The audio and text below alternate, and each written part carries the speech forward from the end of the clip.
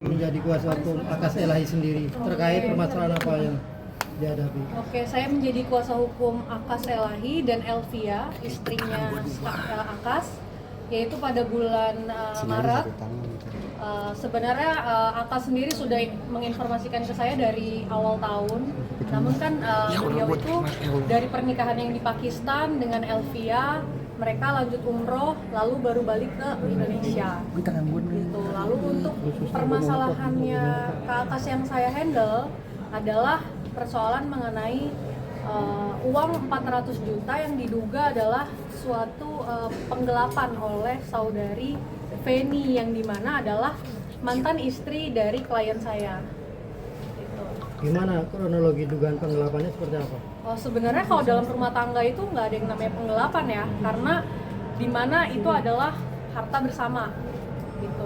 Satu harta bersama, kedua mereka mengetahui satu sama lain, dan uang tersebut bukan dipakai untuk membeli mobil, namun uang tersebut diolah untuk Akas dan diambil untuk pembayaran karyawan, untuk pembayaran pabrik, sisa-sisa pembayaran pabrik yang harus segera dilunasi seperti itu. Jadi ya Terus. jadi kalau untuk dibilangnya penggelapan atau penipuan, pengambil alih uang tersebut pun Feni mengetahui gitu. Jadi di mana sisi penggelapannya kan? Tapi jumlahnya sesuai yang dituntut 400 itu. Bahkan lebih dari 400 juta. 420 juta kalau nggak salah. Karena kami melihat semua bukti-bukti rekapan, bukti transfer, kami semua melihat dengan jelas gitu. Tapi uang semua dari Feni Alberti. Itu hasil kerja bareng atau Ya, sebenarnya uang tersebut adalah uang hasil kerja bersama. Jadi waktu itu Pak Akas dan juga Ibu Feni mempunyai bisnis bersama. Nah, dalam pemasukan mereka berdua itu udah otomatis masuk ke dalam rekening. Jadi benefit-benefit itu masuk ke dalam rekeningnya Feni. Nah, ada juga yang masuk ke uang-uang yang lain gitu, kayak misalnya mungkin ada di TikTok, ya kan kita kan penjualan banyak juga ya lewat TikTok Live dan lain-lain. Jadi uang itu yang diambil oleh Akas senilai 400 sekian juta untuk membayar uang-uang gaji karyawan dan juga lain-lain hal gitu. Dan itu ada buktinya. yang menarik memang profesi Akas sendiri sebagai warga negara asing ya mestinya. Ya. Itu apa sih profesi aslinya? Sebenarnya kalau kita bisa lihat ya, Akas juga kan bekerja sebagai selebgram. Namun beliau juga punya usaha-usaha lain. Salah satunya dia memiliki restoran dan juga trading, perusahaan trading. Berusaha di bidang trading. Nah, ini menyangkut terkait soal adanya dugaan perselingkuhan yang kadang-kadang menjadi ramai kan, akhirnya berujung kepada anak. Gimana menanggapinya sebagai kuasa hukum dari Baik, jadi saya juga sangat menyayangkan ya adanya isu-isu perselingkuhan. Kalaupun itu memang benar adanya, baiknya kan kedua belah pihak ini untuk saling introspeksi diri, untuk bicarakan baik-baik. Setelah bercerai baik-baik karena menikah secara siri, semuanya baik-baik aja. Tapi ketika klien saya Pak Akas sudah menikah dengan yang sekarang, yaitu Ibu Elvia, mungkin mantan istrinya mempunyai kubu tersendiri dengan mantan istri yang pertama. Itu yang menjadi dampak nih sekarang, polemik sekarang. Memangnya Akas sendiri sudah memiliki berapa seorang istri sebelum pernikahan dengan Feni? Yang saya tahu ada satu menikah secara hukum, yaitu Mbak Emilia, lalu Feni dengan pernikahan siri, yang sekarang juga sebenarnya untuk dilakukan di pengadilan itu adalah sidang isbat. Untuk apa? Untuk kepentingan anak, legalitas anak gitu. Jadi memang sidang isbat itu harus dilakukan ketika memang pernikahan siri, itu bukan untuk lain hal gitu. Tapi sekarang ini yang terkait siri atau resmi, Pak? sidang ini sendiri kan bahwasanya Akas sendiri tidak mengakui kalau itu anaknya. Gimana menanggapi? Sebenarnya untuk statement seperti itu, klien saya tidak pernah bicara bahwa itu bukan anaknya. Namun prosedur di mana kita menginginkan tes-tes seperti itu, ya, itu untuk memberi suatu kepastian hukum. Prosedural aja. Jadi hakimnya itu dalam prosedur pengadilan itu kan dia itu setiap anak ya, anak dalam arti dikasirinya dia harus nikah isbat dulu. Nah baru anak itu dilakukan tes DNA. Jadi itu bukan prosedural dari kaminya, dari pihak pengadilan itu yang meminta itu sendiri. Masalahnya pihak Penny bilang kalau Akas itu tidak mengakui kalau itu hasil benih mereka berdua gitu. Itu kan Padahal isu. sudah mencapai bukan mencapai karena sudah memiliki 2 orang Dua anak. orang anak, ya benar. Jadi begini, di dalam sidang isbat ini, klien kami ini kan sebenarnya meminta hak anaknya juga. Nah, dalam hal ini klien kami juga berusaha gitu agar mendapat hak asuh terhadap anaknya gitu ya. Seperti dengan selalu memberi biaya nafkah ya, kehidupan untuk anak-anaknya. Walaupun sebenarnya klien kami ini dari blok gitu, tidak boleh berkomunikasi dengan anak-anaknya. Gimana menurut para bapak semuanya gitu? Tapi alasan atas tidak mau mengakui anak versi di sana gimana? Nggak ada itu, nggak ada namanya bekas anak, bekas ini. Untuk menemui anaknya saja, Nggak klien bisa. kami tuh ditutup-tutupi aksesnya. Tidak bisa dihubungin untuk asistennya Akas sendiri ya, bisa dijelaskan apakah hubungannya itu terbuka by WhatsApp-nya atau memang diblokir. Artinya ya, Di WhatsApp. Iya, karena waktu itu Akas sering kasih bulanan buat anak. Berapa kalau boleh tahu? Jumlahnya Iya. 5 juta. 5 juta. Iya. Untuk 2 anak ya? Jadi 2 anak. Terus Per bulan ya? Kenapa? Per bulan. Per bulan. Setiap tanggal 1 pasti Akas transfer itu buat anaknya. Setiap mau ketemu ya udah dilarang-larang gitu. Ya nggak boleh dipertemukan. Suaranya Kenapa? suaranya gak bisa. Oh, ya. Setiap waktu Akas mau bertemu anak itu selalu nggak boleh aja, nggak boleh dibolehin sama Penny, nggak tahu karena apa. Yang penting Akas itu selalu kangen sama anaknya kan, namanya seorang bapak ya udah pengen ketemu anaknya, tapi pihak dari sana itu sering nggak diperbolehkan buat bertemu karena sebabnya juga nggak tahu karena apa, mungkin dia benci atau apa. Yang penting kan harusnya ya udah seorang ibu kasihlah akses buat bapaknya ketemu kan buat anaknya doang. Nah, gitunya ya udah Ya untuk bekas orang tua itu suami istri itu kan pastinya terjadi konflik itu wajar ya. Kita masih apa ya, memahami lah ego masing-masing. Tapi untuk anak sendiri itu kan butuh kasih sayang kedua belah pihak. Apalagi ini orang tua. Jadi saya mohon juga untuk pengacaranya Bu Feni untuk tidak memanas-manasi hal-hal yang sepatutnya harusnya kita redam gitu. Jadi isu-isu perselingkuhan atau penggelapan, coba deh kita duduk bareng, kita ketemu agar hal yang seperti ini tuh seharusnya tidak bagus ya dijadikan konten, apalagi konten seorang pengacara yang dimana harusnya kita bisa duduk bareng nih untuk bisa memberikan win-win solution untuk klien kita masing-masing. Oh berarti Efek- ada efek- ini mediasi dengan terkait hal itu ya berarti ya, kayak ibaratnya duduk bareng musyawarah lah ya bisa dibilang. Iya, karena kan selama ini aksesnya memang nggak pernah bisa ditemui, satu.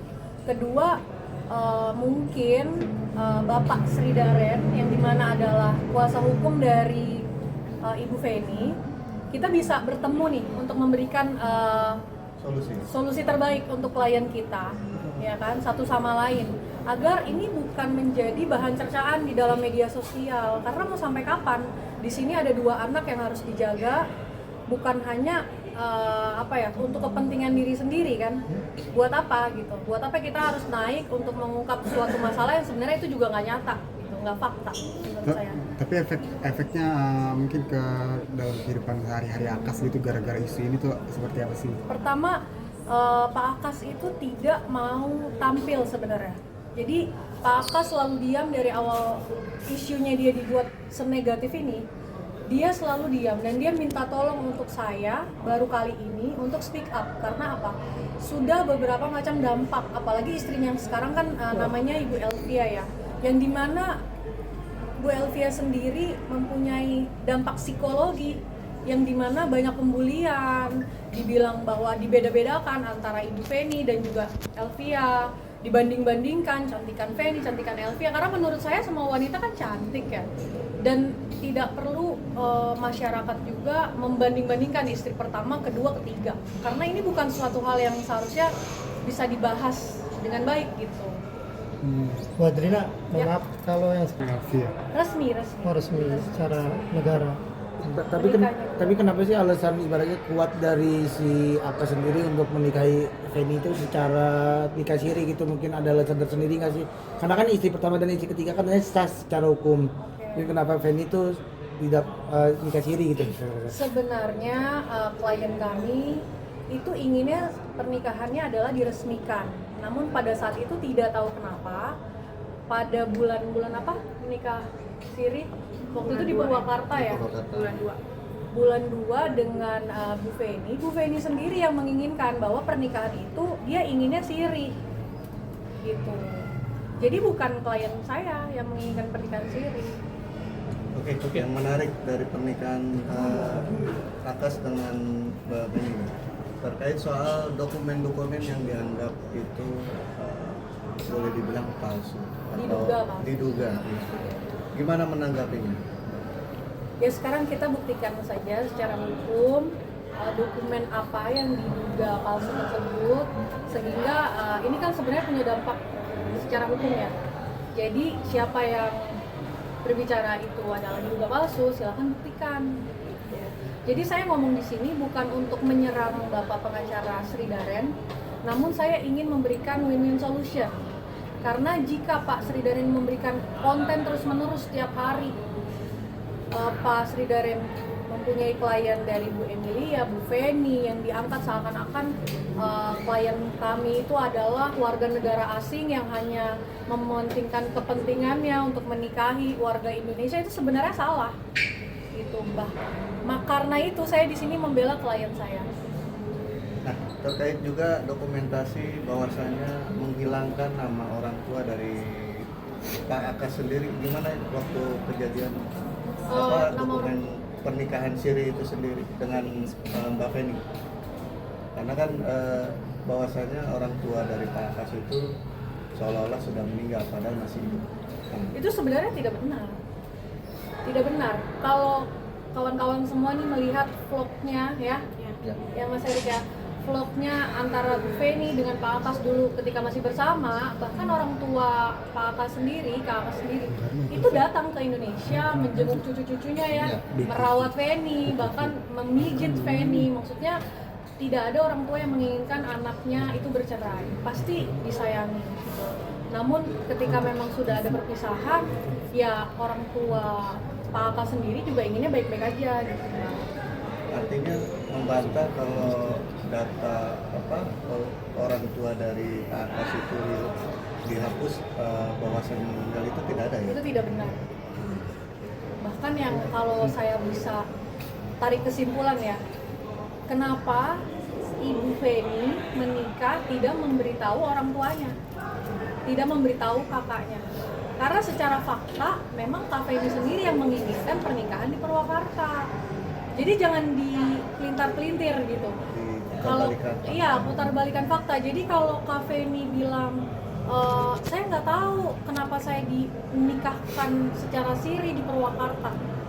Pada faktanya Kak Feni yang menginginkan hal tersebut. Bahkan Kak Feni-nya juga yang meminta dokumen-dokumen agar bisa dinikahkan di sana. Gitu. Ada saksinya juga ya? Ya, ada. Kebetulan asistennya Kak Akas ini ikut dengan Kak Akas dan Feni. Menyaksikan? Yes, menyaksikan. Jadi Pernikahan itu? kalau Erik waktu itu belum ya? Saya belum masuk ke situ. Belum datang, belum join lah. Tapi ketika